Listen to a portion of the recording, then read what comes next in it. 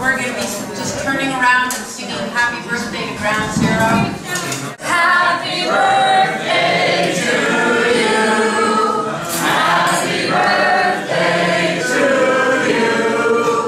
Happy birthday, Ground Zero. Happy birthday to you. Elizabeth just wanted me to tell you folks that Jerry Zawada died in the last week, and folks who knew him want to honor him with this gathering and bring him into the room. I didn't know him, but some of you did, so maybe this is news, and I'm sorry to give you this bad news, but honoring his work here.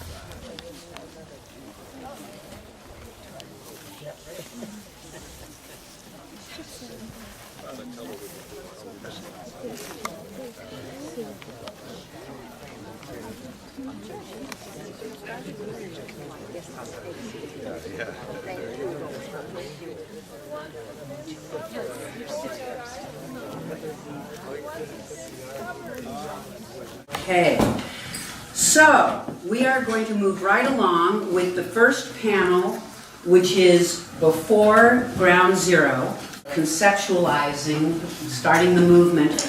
PLC started with Robert Aldrich, who designed the Trident missile reentry system. And Robert came to a trial that we had for the Vietnam resistance in Hawaii. And in the course of listening to the witnesses at that trial talk about war crimes that were happening in Vietnam, he realized that he was a bigger war criminal than any of these people because he was designing nuclear weapons. So Bob and his wife Janet went home from that trial. They had a family retreat with their 10 children, and they all decided together that he would leave his job and Janet would go back to work as a teacher, take a major cut in income as a family. Bob came up to British Columbia to visit Jim and me, where we were living, and told us this very moving story. And at the end of his story, he said, "And do you know where the Trident is being home ported?" No. He said, "Right in Kitsap County in Washington near Seattle." Over to you. So we decided to do a kind of Gandhian experiment in nonviolence. And the Trident campaign, which we worked on very hard, would be the political arm of that experiment.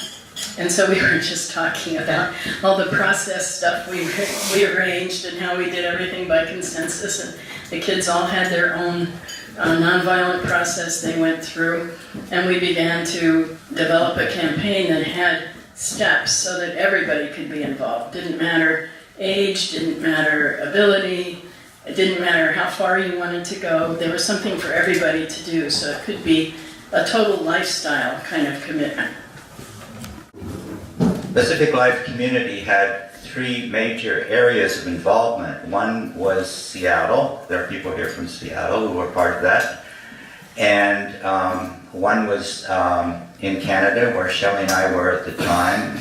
She a landed immigrant and myself a dual citizen in Vancouver, New Westminster area.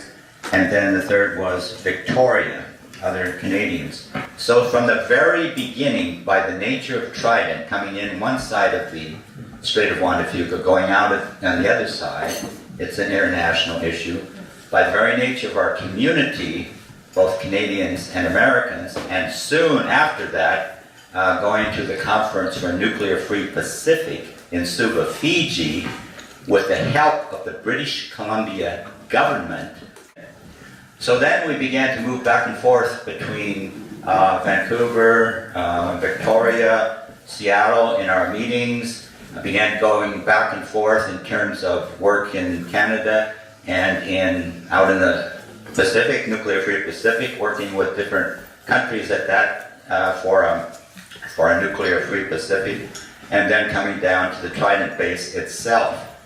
However, in that process, as Thomas Merton sort of explained to us in terms of his writings, you can't do things in terms of conversion of Trident and the process of engaging in a campaign from the outside. You do it from the inside, both personally and communally. And there's Mary Gleistein in Kitsap County and a few others, but for the most part, we were coming in from the outside to the inner area. We were invading Kitsap County. So that's where the question of being present near the base came up. And another one was, let's have a place where we share a fence line with the base. And what do you know, a few years later, that actually happened. My name's Daniel Braddock.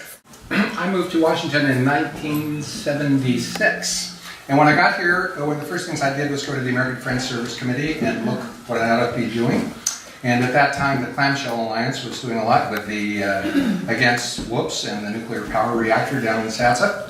And I learned about the Pacific Life Community and about Trident. And I met a few very secular, non-religiously centered people who got together with me, and we decided that we wanted to create an organization that would bring out, that would have a large publicity impact and bring large numbers out to the base. And we called that Live Without Trident at the time. We did our first big demonstration on August 14th of 1977. And then Jim got in touch with me and brought me out to this piece of land, which was so startling to see this piece of land, to see that fence. I always, during my time of activism, tried to stay with my feet in between the broad-based action and the soul-based action, which always emanated out of here. As we moved toward having a larger demonstration in May 22nd of 1978, we put advertising everywhere. I still have this one sign. I should bring it out here and bring it to you. On the Metro buses, we had every Metro bus covered with signs about the May 22nd demonstration. We had billboards. We had all kinds of posters everywhere that had a large impact toward bringing a lot of people out here.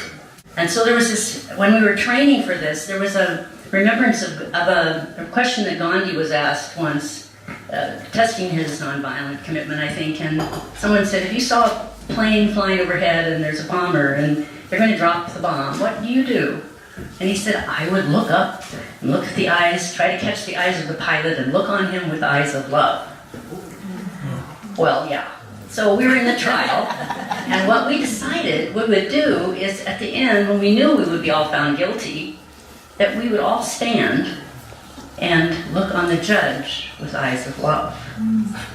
This totally discombobulated the judge, who forgot the name of the prosecutor, and all he could say was, "Mr. Prosecutor, meet me in my chambers." That I think is really important for everybody today to bear in mind is what made this work so successfully, I think, was the openness to partnership. So, you know, we had the Catholic worker community, but we realized that our Catholic background, our Catholic ethos didn't actually lead us to nonviolence, that there wasn't really much of a history for us there other than the Catholic worker. But the Quakers taught us so much about how to be in community and how to resolve issues. So this idea that the way we are in community needs to be a reflection of the way we are asking the world to be. You have to be consistent with, as a human being, with what you're espousing.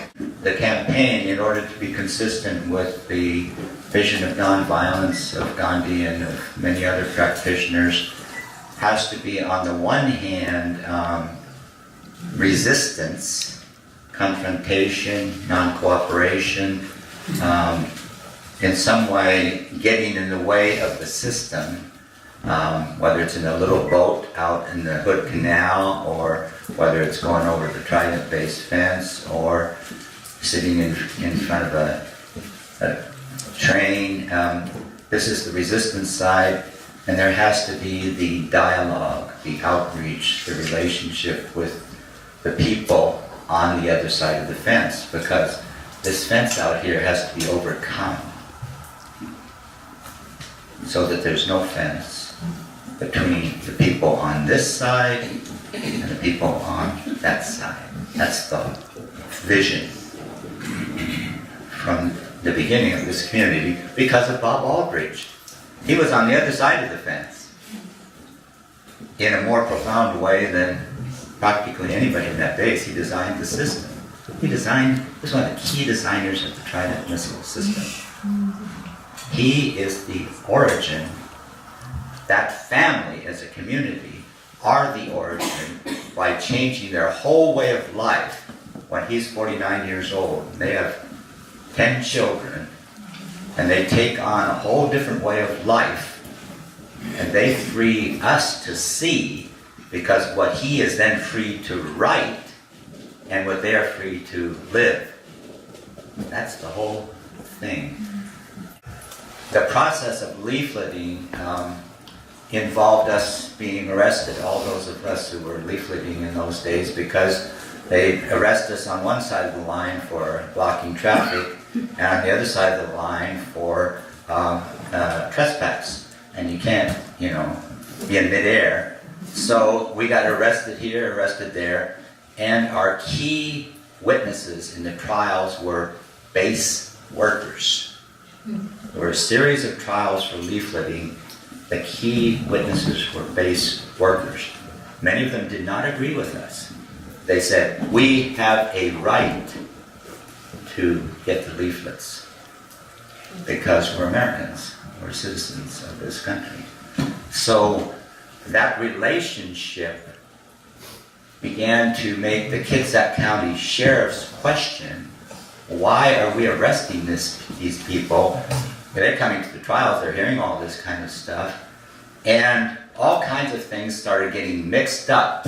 The base workers are aligning here, and the sheriffs are being supportive because they're getting ripped off by the federal government in trials for people who are trying to uphold their own rights as citizens. I mean, everything's getting kind of mixed up. It's not the way we think. It's different. And who are the people on that side? Who are the people on this side? It's no longer just the protesters against the people on the base. And that's the whole idea.